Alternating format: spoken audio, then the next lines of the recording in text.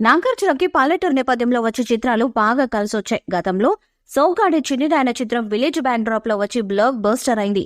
ఇప్పటికీ నా కెరీర్ లో అదే పెద్ద హిట్. ఇక దానికి సీక్వెల్ గా వచ్చిన బంగారాజు మూవీ కూడా విలేజ్ బ్యాక్ డ్రాప్ లో వచ్చి సూపర్ హిట్ అయింది. ఇక ఈ ఏడాది సంక్రాంతికి వచ్చిన నా సమ్మిరంగ కూడా విలేజ్ నేపథ్యం ఉన్న సినిమా.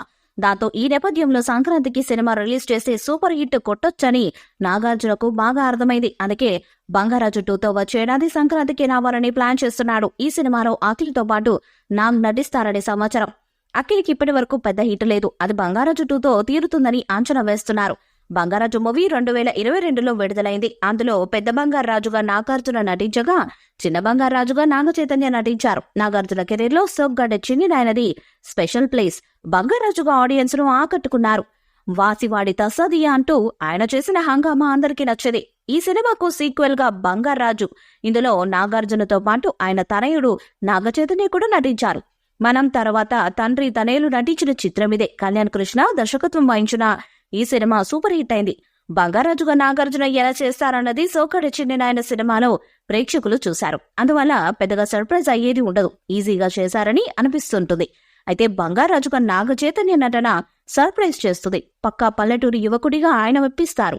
మేనరిజమ్స్ ను బాగా పట్టుకున్నారు. దీనికి తోడు ఇద్దరు బంగారాజులను ఒకే ఫ్రేమ్ లో చూడటం అక్కినేని అభిమానులకు ఆనందాన్నిస్తుంది.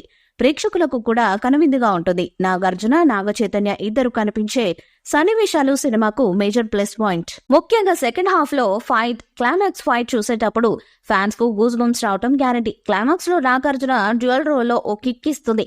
ఇప్పుడు నాగార్జున బంగారాజు 2కి కూడా ఇలాంటి నేపథ్యంలో తీసుకున్నట్టు తెలుస్తుంది.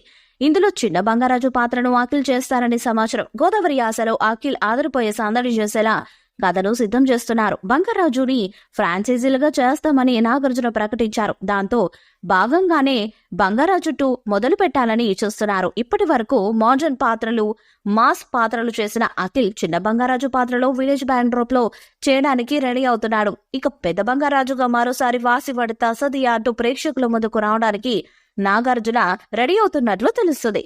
త్వరలోనే ఈ చిత్రం సెట్స్ మీదకు వెళ్లి వచ్చే ఏడాది సంక్రాంతికి విడుదల ఎలా ప్లాన్ చేసినట్టు తెలుస్తుంది. ఫిలిం సర్కిల్స్ లో వినిపిస్తున్నట్లు బంగారాజు 2లో నాగార్జున అఖిల్ నటిస్తే అది అక్కినేని ఫ్యాన్స్ కి పండగే.